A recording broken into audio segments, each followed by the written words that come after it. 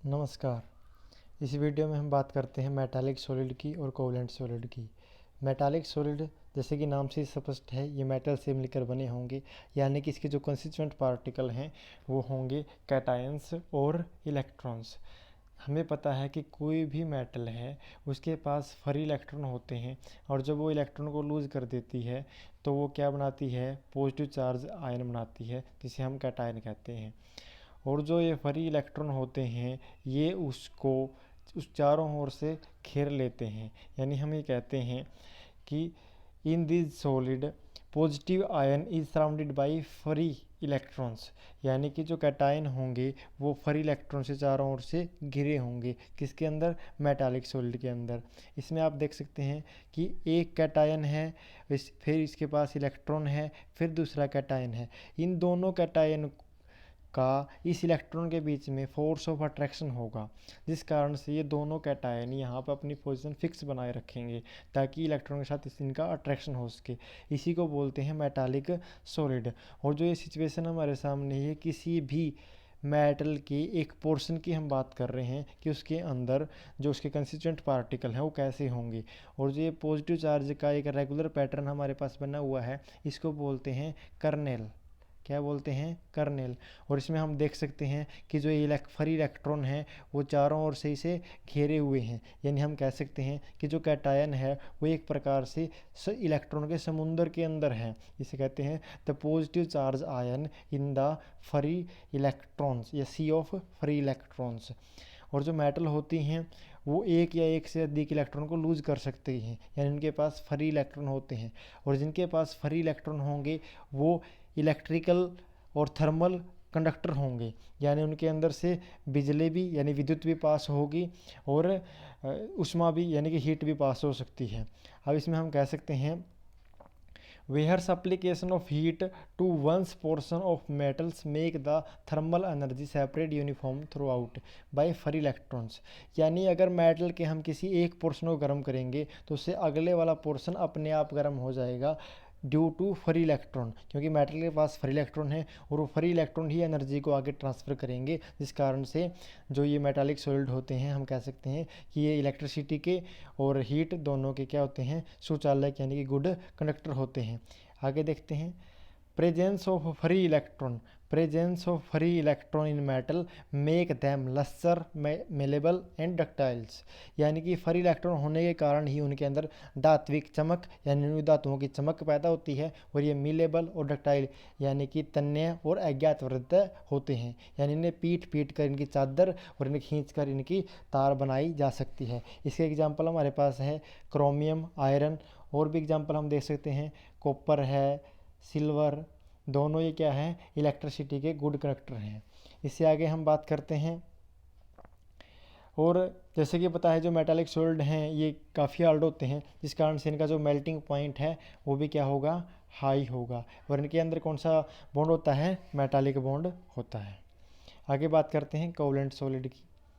जैसे हमने अब देखा है कि जो मेटालिक सॉलिड हैं वो सिर्फ मेटल से मिलकर बने होंगे, लेकिन जो कोवलेंट सॉलिड हैं वो नॉन मेटल से भी मिलकर बने हो सकते हैं, इनके अंदर नॉन मेटल भी हो सकती है। आप इसमें देख सकते हैं crystalline solid of non metals comprise of covalent bond, लेकिन इनके अंदर कंडीशन क्या है, जो कोवलेंट सॉलिड हैं उनके अंदर कोवलेंट बॉन्ड होगा। कोवलेंट बॉन्ड होगा। कोवलेंट बॉन्ड क्या होता है, एक ऐसा बॉन्ड जो इलेक्ट्रॉनों की शेयरिंग से बनता है। The bond which is formed by the sharing of electrons. ये शेयरिंग होती क्यों है, ताकि कोई भी एटम अपना ऑक्टेट पूरा कर सके, क्योंकि जब भी कोई भी एटम अपना ऑक्टेट पूरा करता है तो वो स्टेबल हो जाता है। अगर हम इसी का एग्जांपल लें मीथेन का, तो हमें पता है जो कार्बन है, कार्बन के आउटर मोस्ट सेल में 4 इलेक्ट्रॉन होते हैं, और इसे अपना ऑक्टेट कंप्लीट करने के लिए 4 और इलेक्ट्रॉन की आवश्यकता होती है। इसीलिए ये 4 हाइड्रोजन के साथ बॉन्ड बनाएगा। एक हाइड्रोजन के पास 1 इलेक्ट्रॉन होता है, ये इसके साथ बॉन्ड बनाएगा, ये हो जाएगा CH4। अब इसके पास 1 2 3 4 5 6 7 8 यानी कि कार्बन के पूरे 8 बॉन्ड बन गए हैं और हाइड्रोजन के 2 हो गए हैं, क्योंकि हाइड्रोजन के पास 1 है, उसे अपना सेल कंप्लीट करने के लिए एक और इलेक्ट्रॉन की आवश्यकता थी, तो इसके पास हो गए 2। यानी अब हाइड्रोजन भी स्टेबल है और कार्बन भी स्टेबल है। और जो शेयरिंग ऑफ इलेक्ट्रॉन से जो बॉन्ड बना है, इसी बॉन्ड को हम बोलते हैं कोवलेंट बॉन्ड। आगे देखते हैं, this solid are hard and brittle. अब जो कोवलेंट बॉन्ड है ये काफ़ी मजबूत होता है और उसके मजबूत होने के कारण ये क्या होते हैं, हार्ड होते हैं। ब्रिटल, ब्रिटल मतलब है भंगुर। इनको अगर हम पीटेंगे या फिर खींचेंगे तो ये टूट जाएंगे, यानी ये प्रेशर अप्लाई करने पर, फोर्स अप्लाई करने पर ये टूट जाएंगे। इनके अंदर मिलेबिलिटी और डक्टिलिटी यानी कि अज्ञात वक्रता का और तन्यता का गुण नहीं होता और ये हार्ड हैं, इसी कारण से इनका जो मेल्टिंग पॉइंट है और बॉइलिंग मतलब हम कह सकते हैं जो मेल्टिंग पॉइंट है वो काफ़ी ज़्यादा है। आगे, they are insulator, do not conduct electricity. अब इनके पास कोई फ्री इलेक्ट्रॉन नहीं है, जैसे मैंने अभी बताया है कि कार्बन के पूरे 8 इलेक्ट्रॉन कंप्लीट हो चुके हैं, हाइड्रोजन के पूरे 2 मतलब सेल कंप्लीट हो चुका है। अब इनके पास कोई भी फ्री इलेक्ट्रॉन नहीं है। अगर फ्री इलेक्ट्रॉन नहीं है तो बिना फ्री इलेक्ट्रॉन हुए कभी भी इलेक्ट्रिसिटी कंडक्ट हो ही नहीं सकती। इस कारण से ये क्या होते हैं, इंसुलेटर होते हैं। इनके अंदर से इलेक्ट्रिसिटी यानी कि विद्युत कभी भी पास नहीं होगी। और जो कार्बन के 3 अपरूप होते हैं, डायमंड, ग्रेफाइट और फुलरिन, लेकिन मेनली हम 2 के बारे में पढ़ते हैं, डायमंड और ग्रेफाइट के बारे में। डायमंड वो भी एक कोवलेंट सोल्ड का एग्जाम्पल है। उसके अंदर क्या होता है कि एक कार्बन अगले 4 कार्बन से जुड़ा होता है, इसी प्रकार अगला एक कार्बन 4 कार्बन से जुड़ा होता है। इसीलिए किसी भी कार्बन के पास कोई भी फ्री इलेक्ट्रॉन नहीं होता, कोई भी फ्री इलेक्ट्रॉन नहीं होता। और ये सारे आपस में कोवलेंट बॉन्ड से जुड़े होते हैं ताकि इनका ऑक्टेट कंप्लीट हो सके।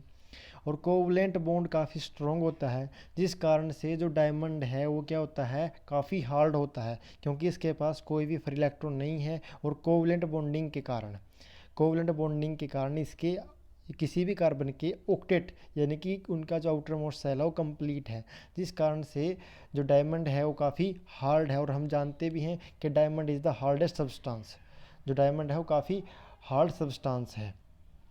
इसी कारण से ये कभी भी इलेक्ट्रिसिटी को, कभी भी इसके अंदर से इलेक्ट्रिसिटी पास नहीं होगी। क्यों नहीं होगी, क्योंकि एक कार्बन के पास उसके आउटर मोस्ट सेल में 4 ही इलेक्ट्रॉन होते हैं और वो चारों के चारों ने बॉन्डिंग में पार्टिसिपेट कर लिया। इसीलिए किसी भी कार्बन के पास कोई फ्री इलेक्ट्रॉन नहीं होगा। अगर फ्री इलेक्ट्रॉन नहीं होगा तो कभी भी कोई भी सब्सटेंस इलेक्ट्रिसिटी कंडक्ट कर ही नहीं सकता। इसलिए जो डायमंड है वो हम कह सकते हैं कि इलेक्ट्रिसिटी का क्या है, बैड कंडक्टर है, इंसुलेटर है। लेकिन यहीं पे बात करते हैं हीट की, कि जो डायमंड है वो हीट का गुड कंडक्टर है या फिर बैड कंडक्टर है। हीट को पास करने के लिए कभी भी फ्री इलेक्ट्रॉन की आवश्यकता नहीं होती। ये जो हम चीज़ फिगर में देख सकते हैं, ये डायमंड का फिगर है। हीट को पास करने के लिए कभी भी फ्री इलेक्ट्रॉन की आवश्यकता नहीं होती। इसमें क्या है, जब हम किसी एक इलेक्ट्रॉन को या फिर किसी एक डायमंड के किसी एक पोर्शन को गर्म करेंगे तो यहाँ पे कोवलेंट बॉन्डिंग के कारण जो इलेक्ट्रॉन का पेयर होगा उसके अंदर वाइब्रेशन होगी, और वाइब्रेशन होने के कारण जो इलेक्ट्रॉन का पेयर है वो अगले पेयर से कोलाइड करेगा।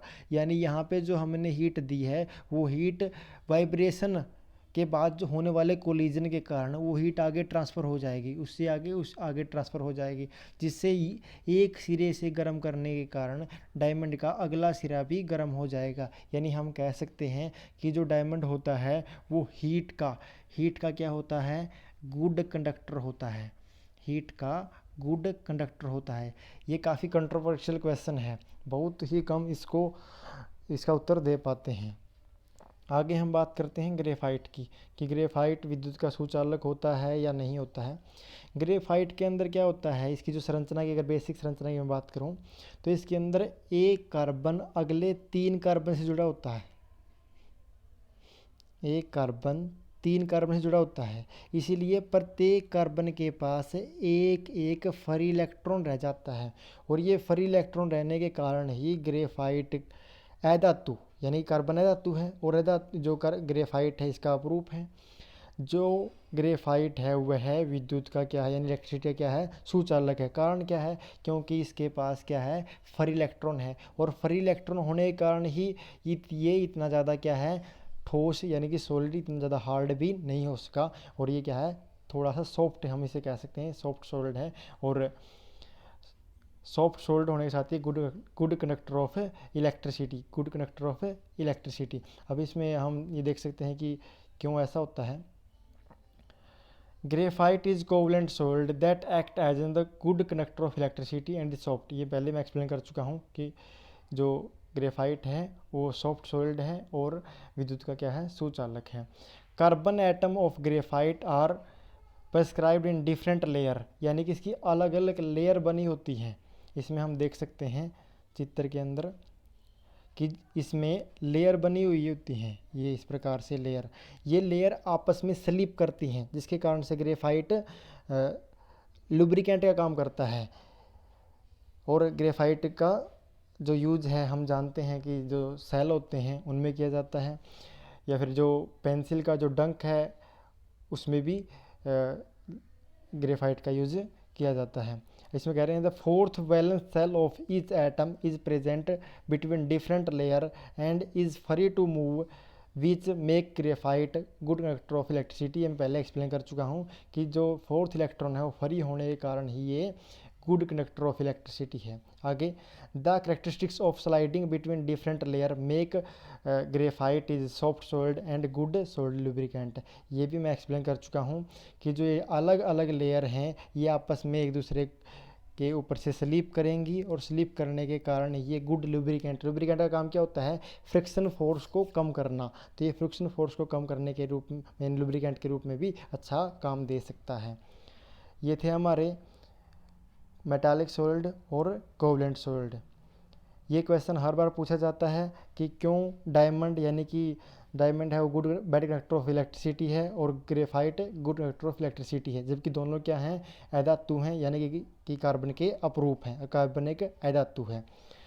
आशा कि आपको समझ में आया होगा। अगर कोई भी डाउट आप इस वीडियो को 2 बार देखें, फिर भी कोई समस्या है तो आप कमेंट बॉक्स में लिख सकते हैं।